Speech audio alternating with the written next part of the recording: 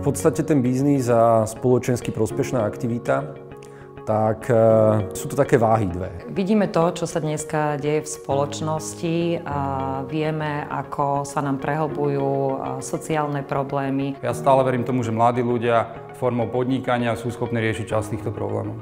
U nás je to postavené, že zisk a sociálna rovina je na rovnakej úrovni dôležitosti. Myslím si, že vo svete je dosť veľký pretlak takých tých ťažkých peňazí, to znamená kapitál, ktorý sleduje zisk, sleduje dosahovanie výsledkov, ale sú fázy v živote človeka a spoločnosti, kedy jednoducho prestane byť len toto to najdôležitejšie. A keď vy naozaj reálne vidíte, že ľuďom pomáhate, že sú šťastnejší, sú zdravší, cítia sa lepšie, tak to vás veľmi motivuje a posúva ďalej. Pocit je to super, pretože je to jedna z obrovských motivácií. A podnikanie v spoločenských inováciách je dôležité preto, lebo je to podľa mňa veľmi udržateľné podnikanie, ktoré prináša zadosťučinenie aj tým ľuďom, ktorí ho robia, ale je udržateľné aj pre komunitu, v ktorej sa deje. Častokrát môže byť aj veľmi úspešné a môže sa prerásť v veľmi zaujímavý a škalovateľný biznis. Pre mňa je vzdelávanie najdôležitejšia téma. Vzdelávať treba od najmenšieho malinka, priebežne, treba si držať otvorenú hlavu a vzdelávať sa,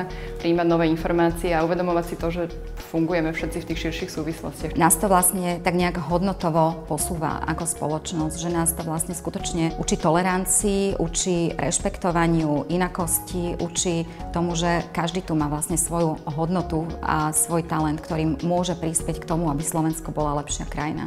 A pokiaľ je to prospešné, pokiaľ je to dobré pre ostatných, pokiaľ je to dobré pre spoločnosť, pokiaľ je to dobré proste pre budúcnosť, no tak sa do toho logicky oplatí investovať energiu. To je pre mňa jednoduchá matematika. A ten pocit je hrozne dôležitý, si myslím, v tej spoločnosti, že utrácam svoje peniaze niekde, kde to mám rád a zároveň niekde, kde viem, že to nie je len o tej jednej priorite, aby na tom niekto zarobil. Why you should do it, I would probably ask, why not?